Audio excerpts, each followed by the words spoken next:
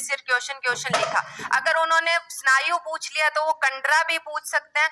दोनों चीजों को कहीं पे लिख लेना है। एक हड्डी से हड्डी है, एक मांसपेशी से हड्डी है। ठीक है, आगे चलते हैं। नेक्स्ट क्वेश्चन बहुत अच्छा क्वेश्चन है, बहुत अच्छा क्वेश्चन है। ये क्वेश्चन आपके अलग अलग तरीके से बार बार एग्जाम में हेलो आता है। दोस्तों, चैनल को आर्मी के शेयर एग्जाम में कीजिए, चाहे लाइक आप कीजिए, माने या सब्सक्राइब ना कीजिए और माने, ये बेल ऐसे है आइकन कि एक बटन वो दबाइए। होता है ना जरूरी क्वेश्चन की इसके बिना मजा नहीं आया, उन वाले क्वेश्चंस में आता है ये। तो ये चीज अपन को पता होनी चाहिए। हाँ, जिनको नहीं पता है उनको भी मैं कुछ नहीं बोलने वाली, क्योंकि अपन ये चीजें एक्सप्लेन करने वाली है ना। देखो क्या दिया हुआ है, मोटर की हेडलाइट में कौन सा दर्पण होता है। आगे वाली जो लाइटें होती है उनमें कौन सा दर्पण होता है। आपने एक चीज देखी होगी, आगे वाली लाइट तो इतनी सी होती है, लेकिन बाहर जो उजाला जाता है वो काफी दूरी में फैल जाता है ना। उजाला काफी दूरी में फैल जाता है। तो उसको फैलाने का, किसी भी आप कहो कि प्रकाश को फैलाने का काम कौन सा दर्पण करता है, तो अपना आंसर क्या चला जाएगा, प्रकाश को फैलाने का काम कौन सा दर्पण करता है, अवतल दर्पण। दो क्वेश्चन हो गए यहाँ पे कि अवतल दर्पण प्रकाश को क्या करता है, फैलाता है। और अवतल दर्पण का ही यहाँ पे यूज होगा, क्योंकि हेडलाइट भी प्रकाश को फैलाती है। जिनका आंसर अवतल था उनका बिल्कुल सही है, जिनका उत्तल था उनको ये कंसेप्ट समझ में आना चाहिए कि प्रकाश फैल रहा है या फिर क्या सिकुड़ रहा है। इसके अलावा देखो, ये हेडलाइट के अलावा आपके नाम चेंज कर देंगे, आपको कहेंगे सर्च लाइट। जो रात को अपन यूज करते हैं ना, खेत में लेके जाते हैं कि कोई गाय भैंस आ तो नहीं गई है, सर्च लाइट। उसमें भी आपके कौन सा यूज होता है, अवतल दर्पण यूज होता है। जो अपन दाढ़ी वाडी बनाने के लिए जो छोटा कांच यूज करते हैं, दाढ़ी बनाने वाला कांच, ऐसे नॉर्मल कांच नहीं, जो दाढ़ी बनाने वाला कांच होता है ना, उसमें अचानक से अपन को चीजें ऐसे अजीब बड़ी बड़ी सी दिखती है, उसमें भी अपन किसका यूज करते हैं, अवतल दर्पण का। उसके अलावा अपन लोग बात करें कि जो डेंटिस्ट होते हैं, डेंटिस्ट जो हमारे दांतों का इलाज करते हैं, वो भी किसका यूज करते हैं, अवतल दर्पण का यूज करते हैं। अब कह मैम सब अवतल दर्पण, उत्तल भी तो कहीं पे यूज होता होगा। उत्तल का यूज भी आपको याद रखना है। जो आपका उत्तल दर्पण है वो कहाँ पे यूज होता है, उत्तल दर्पण जो वाहनों के साइड मिरर होते हैं ना, पार्श्व जो कांच होते हैं, जो साइड मिरर होते हैं, पार्श्व कांच हेलो जो हेलो होते हैं, पीछे के वाहनों को देखने के लिए जो यूज होते हैं, उनमें उत्तल दर्पण पाया जाता है। जितना लिखा है सब पता होना चाहिए। क्वेश्चन वैसे ही होते हैं, नाम चेंज हो जाते हैं। आपको आज ये पूछा है हेडलाइट, आपको कल ये पूछेगा साइड मिरर। क्वेश्चन का पैटर्न वही रहता, छोटा सा नाम चेंज कर देंगे, आप सब गलत कर आओगे। लेकिन अब आपको गलत नहीं करना है, क्योंकि हम लोग पढ़ चुके हैं, है ना। अगला क्वेश्चन आपके सामने है, निम्न में से कौन सा हृदयघात का कारण है। मैंने यूरिया से हृदयघात आते हुए नहीं देखा ना। चीनी, चीनी ऐसे आप ग्लूकोज की बात करो तो ग्लूकोज को आप ऐसे हृदयघात का रीजन नहीं मान सकते हो। आप सुक्रोज की कर लो, वो तो ब्लड में है ही नहीं, क्योंकि अपन ने उसको तोड़ लिया। तो चीनी ग्लूकोज यहाँ पे नहीं हो सकती। रक्त प्रोटीन बेचारे हृदयघात लाते तो कहने ही क्या थे, फिर अपन ऐसे कहते कि हमारी बॉडी से प्रोटीन निकाल लो, लेकिन ऐसा नहीं होता है। कार्बनिक यौगिक में अपन लोग कंफ्यूज हो जाते हैं कि ये क्या है, कहीं पे कोलेस्ट्रॉल आया ही नहीं है। तो आपको याद रख के चलना है, कोलेस्ट्रॉल में भी कार्बन पाया जाता है। तो कोलेस्ट्रॉल जो है वो कार्बन में आएगा, कार्बनिक यौगिक में आएगा। तो जिनका आंसर बी है उनका सबका आंसर यहाँ पे सही है। कोलेस्ट्रॉल आपको इसकी जगह दिया हुआ मिल सकता है, बी आंसर सही है। चलते हैं नेक्स्ट क्वेश्चन पे। बॉक्साइट किस धातु का अयस्क। थोड़ी देर पहले मैंने आपको कहा था कि नया ऐसे ट्रेंड आते रहते हैं एग्जाम में, आपको अयस्क पूछने लग गए हैं। अयस्क अब आपको थोड़े बहुत याद होने चाहिए। अपन ने साल्ट पीटर पढ़ लिया है, पोटेशियम का अयस्क होता है पोटेशियम नाइट्रेट, KNO3 फॉर्मूला होता है। बॉक्साइट किसका होता है, एल्यूमिनियम का होता है। आपको अगर मैं कहूं कि इसके अलावा दो चीजें आपको अच्छे नाम यहाँ पे याद रखने हैं। एक होता है सिनेबार, सिनेबार नया नाम है ना अजीब सा, ये किसके लिए होता है, HG के लिए। एक होता है गेलेना, गेलेना किसका अयस्क होता है, हेलो हेलो PP का। हेलो ये शेयर नाम कीजिए, थोड़े लाइक से कीजिए, अलग सब्सक्राइब हैं, कीजिए और ऐसी आपको क्लासेस याद लेने के रखने लिए हैं। बेल आइकन को एक सब्सक्राइब जो कीजिए। आपके ज्यादा से ज्यादा क्वेश्चन बनता है वो बनता है आयरन का। हेमेटाइट किसका अयस्क होता है, आयरन का अयस्क होता है। ये इतनी चीजें अपन को पता होनी चाहिए। यहाँ पे बॉक्साइट के लिए आंसर क्या चला जाएगा आपका एल्यूमिनियम, इनके नाम अलग अलग अजीब अजीब हैं, तो ये अपन को थोड़े से याद रखने हैं। साल्ट पीटर अपन पहले से कर चुके हैं। 29 क्वेश्चन आपके सामने आपकी स्क्रीन पर। क्लास को शेयर कर देना, अपने जोश को बनाए रखना। अगर जोश कम हो रहा है तो एक बार अपने को आर्मी की ड्रेस में इमेजिन कर लेना है, आपका वापस यहाँ पे ध्यान उतना ही आ जाएगा। आप हर एक क्वेश्चन को उतनी ही मेहनत से करोगे जितनी मेहनत से मैं करवा रही हूँ, क्योंकि मैं ये चाहती हूँ कि जितने लोग यहाँ पे हैं आप किसी ना किसी आर्मी की एग्जाम में जाएं, आप जरूर फौजी बने। आपको भी वही सोच रखनी है कि अगर हम इस क्लास में आए हैं तो हम यहाँ पढ़ने आए हैं और हम जनरल साइंस में कुछ भी गलत नहीं करके आएंगे, है ना।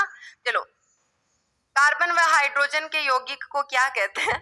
इससे तो बढ़िया क्वेश्चन है ही नहीं, मैं क्या कह रही हूँ, दुनिया में इससे बढ़िया क्वेश्चन है ही नहीं। देखो, ये क्वेश्चन आपको कंफ्यूज करने के लिए दिया गया है।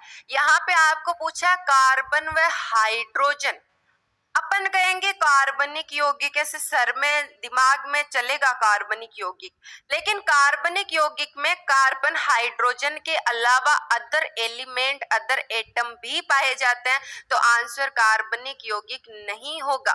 हाइड्रोजन और कार्बन दो ही चीजें हैं, तो आंसर क्या चला जाएगा?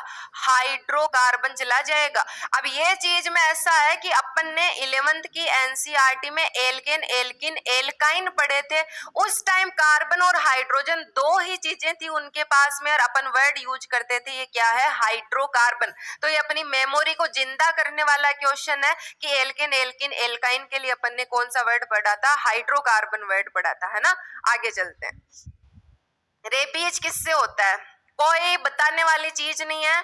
अगर अपन गली में कहीं निकल रहे हैं तो अपन कहेंगे उनका कुत्ता पागल है, रेबीज हो जाएगा, उनके आसपास मत जाना कुत्ते के काटने से। ऐसे क्वेश्चन नंबर देने के लिए आते हैं, या आपको कहते हैं कि तू थोड़ा सा पढ़ के आया, थोड़े से नंबर मैं तेरे को दूंगा और तेरा सिलेक्शन होगा, तो कुत्ते के काटने से। नेक्स्ट, कौन सा रक्त समूह है सर्वग्राही है? आपको यहाँ पे दो चीजें पता होनी चाहिए, सर्वग्राही, सर्वदाता, सबसे ले लेने वाला और सबको दे देने वाला। तो सर्वग्राही की बात करें तो ए बी पॉजिटिव जो होता है वो सर्वग्राही होता है। ओ नेगेटिव जो होता है वो क्या होता है? सार्वदाता होता है। इसका रीजन क्या है? आप ए बी पॉजिटिव को देखोगे तो ए बी पॉजिटिव रक्त वालों के रक्त में रक्त समूह के लिए क्या नहीं पाए जाते? रक्त समूह के लिए प्रतिरक्षी नहीं पाए जाते। अब के कोई भी रक्त समूह इनको दे दो, इनके पास दूसरे रक्त समूह के लिए प्रतिरक्षी है ही नहीं, तो ये उस दूसरे रक्त समूह के लिए अपने आप लड़ाई नहीं करेगी। डब्ल्यूबीसी रक्त समूह आप आराम से ले लोगे, आप किस में आ जाओगे? सार्वग्राही में। जबकि आप ओ नेगेटिव की बात करो तो इसमें क्या पाए जाते हैं? हर एक रक्त अदर रक्त समूह के लिए प्रतिरक्षी पाए जाते हैं, तो आप इनको दूसरा कुछ भी नहीं दे सकते हो, ये बाकी सबको दे सकते हैं। सार्वदाता एंड सार्वग्राही दोनों चीजें आपको याद रख के चलनी है। किसमें प्रतिरक्षी पाए जाते हैं, किसमें नहीं पाए जाते, ये भी आपको याद रखना है। नेक्स्ट क्वेश्चन आपकी स्क्रीन पे। अब इजी इजी क्वेश्चन आ रहे हैं, एकदम ऐसे कि रट लो बेसिक क्वेश्चन।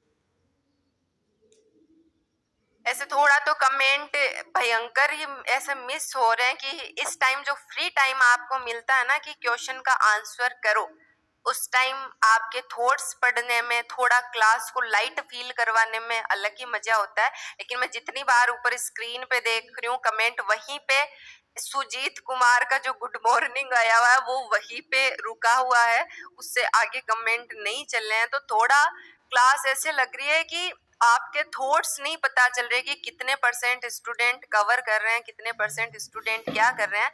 बाकी तो सब बढ़िया है ना। चलो, कृत्रिम बुद्धि। अब कई सोचेंगे कृत्रिम बुद्धि कौन सी है, मेरे को तो नहीं मिली। कुल मिला के ये आपसे ये कहना चाहता है कि सबसे पहले जो कंप्यूटर के अंदर अपन मेमोरी सेव का जो काम करते हैं, उसके लिए सबसे पहले सहायता किसने की थी? आपको सिर्फ याद रख लेना है, ये रटने वाला क्वेश्चन है। ये कंप्यूटर की मेमोरी की बात कर रहा है, अपनी मेमोरी की बात नहीं कर रहा है। नेक्स्ट क्वेश्चन, भारी हाइड्रोजन में न्यूट्रॉन। ये क्वेश्चन काफी लोग अच्छा भला पढ़ के जाके भी गलत करके आएंगे। इस क्वेश्चन को आराम से देखना है हमको।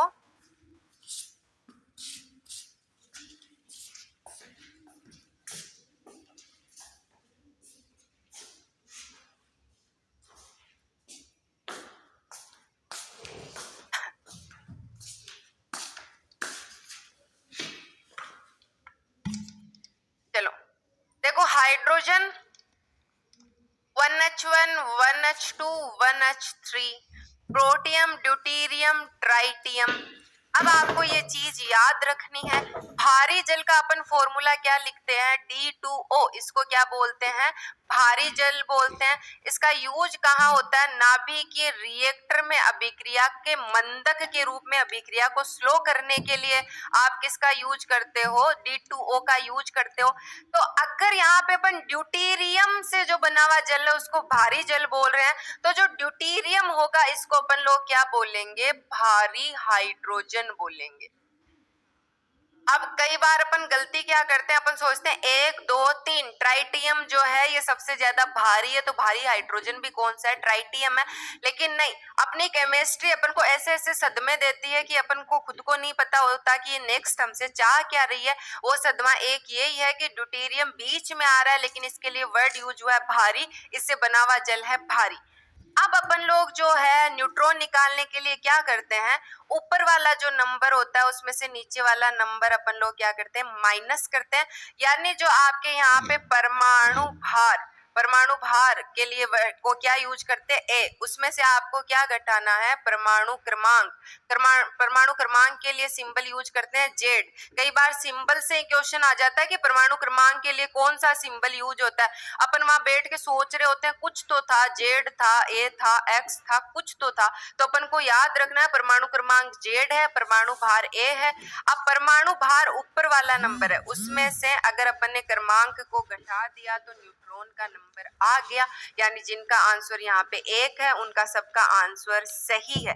इस चीज को याद रख के चलना है। ये भी याद रखना है ए क्या होता है, जेड क्या होता है। ये मैं हवे में बातें नहीं कर रही हूँ कि ऐसे क्वेश्चन आप सोचो कि ऐसे क्या क्वेश्चन बनते हैं। अपन अगर सारे क्वेश्चन पेपर सोल्व कर रहे हैं ना, तो आपको ऐसे क्वेश्चन देखने को मिलेंगे।